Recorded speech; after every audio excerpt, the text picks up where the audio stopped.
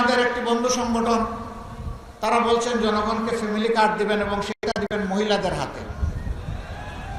আবার আরেকদিকে এই মহিলারা যখন কোনো একটা দলের পক্ষে, আদর্শের পক্ষে, নতুন বাংলাদেশের পক্ষে, ভোটের পক্ষে ভোট চাওয়ার জন্য বের হচ্ছেন, একদিকে ফ্যামিলি কার্ড আর একদিকে মা বোনদের গায়ে হাত। মায়ের জাতির অপমান বরদাস্ত করব না। এ গ্রেড ক্লিংকারের কনফিডেন্স সিমেন্ট, বাংলাদেশের হৃদয় জুড়ে। আপনারা ইতিমধ্যে লক্ষ্য করেছেন, দুটি ভোট সামনে রেখে 12 তারিখ আমাদের খুব কাছাকাছি চলে আসছে। একটি ভোট হচ্ছে গণভোট।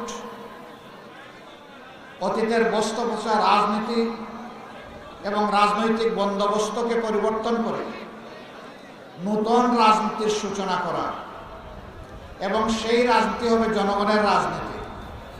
এই রাজনীতি কোনো পরিবার বা কোনো দলের রাজনীতি হবে না, একেবারেই খাঁটিভাবে হবে জনগণের রাজনীতি।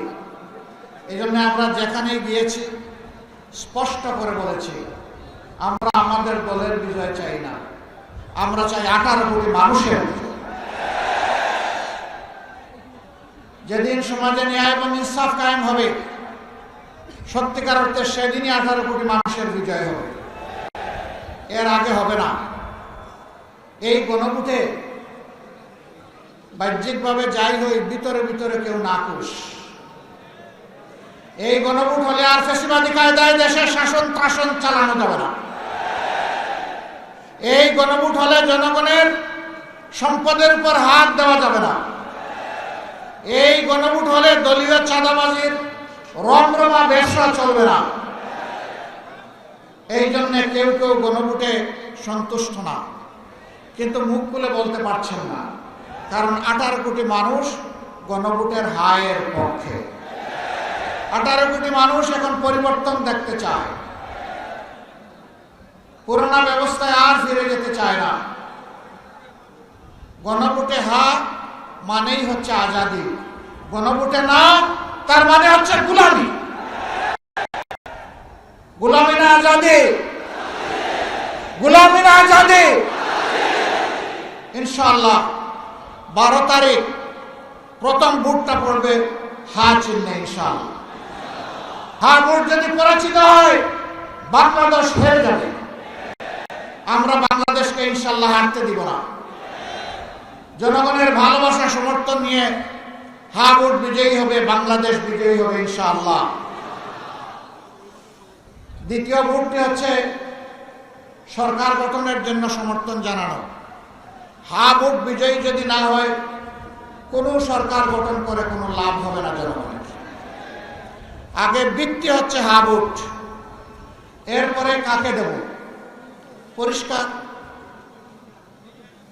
আমাদের মধ্যে অবশ্যই নিজেদের কর্মের কর্মসূচির প্রতিযোগিতা হবে, এটাই তো স্বাভাবিক। নিজেদের যুক্তি আদর্শ নিয়ে জনগণের কাছে যাব, এটাই স্বাভাবিক। কিন্তু আমরা মাঝে মাঝে একেবারে পরস্পর বিরোধী কিছু জিনিস দেখি। একদিকে আমাদের একটি বন্ধু সংগঠন, তারা বলছেন জনগণকে ফ্যামিলি কার্ড দিবেন এবং সেটা দিবেন মহিলাদের হাতে। আবার আরেকদিকে এই মহিলারা যখন কোনো একটা দলের পক্ষে, আদর্শের পক্ষে, নতুন বাংলাদেশের পক্ষে, ভোটের পক্ষে ভোট চাওয়ার জন্য বের হচ্ছেন, একদিকে ফ্যামিলি কার্ড আর একদিকে মা বোনদের গায়ে হাত। দুইটা তো একসাথে চলে না। এ দিয়ে কি বার্তা দেওয়া হচ্ছে জাতিকে? বার্তা দেওয়া হচ্ছে আগামীতে এমন কোন দল যদি ক্ষমতায় আসে যারা এখনই গায়ে হাত দেয়, তাদের কাছে বাংলাদেশের একজন মা বোন নিরাপদ হবেন না।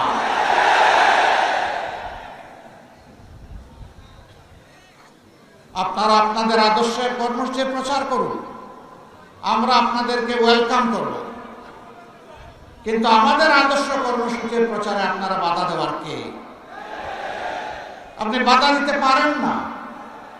আমাদের কোনো মা বোন, আমার কোনো সহকর্মী যদি নির্বাচনী কোনো আচরণবিধি ভঙ্গ করে, সেটা আপনি যথাযথ কর্তৃপক্ষকে বলুন, তারা প্রয়োজনে আমাদের বিরুদ্ধে ব্যবস্থা গ্রহণ করবে, আমরা সেই ব্যবস্থা মাথা পেতে নেব।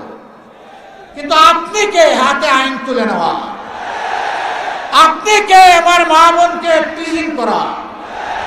আপনি কে আমার মা বোনদেরকে বেশি করা? আপনি কে তাদের গায়ে হাত দেওয়া? মনে রাখবেন, আমরা মায়ের পেট থেকে এই দুনিয়ায় এসেছি। আমরা মায়ের দুধ খেয়ে বড় হয়েছি। মাদের বুকের বিছানায় আমাদের নিরাপদ বিছানা ছিল।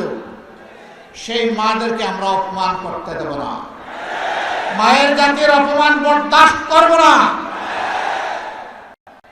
আর যদি এই ধরনের কোনো আচরণ করা হয়, আমি জাগ্রত পরিবর্তনকামী যুব সমাজ সহ সকলের প্রতি আহ্বান জানাবো, যেখানে এটা করা হবে সেখানেই প্রতিরোধ গড়ে তুলবে।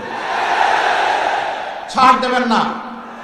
গায়ে পড়ে পায়ে পাড়া দিয়ে আমরা কারো সাথে কোনো দাঙ্গা বাজাতে চাই না, কিন্তু আমার ইজ্জত আর অধিকারের উপর হাত দিলে আমরা ছেড়ে দেব না।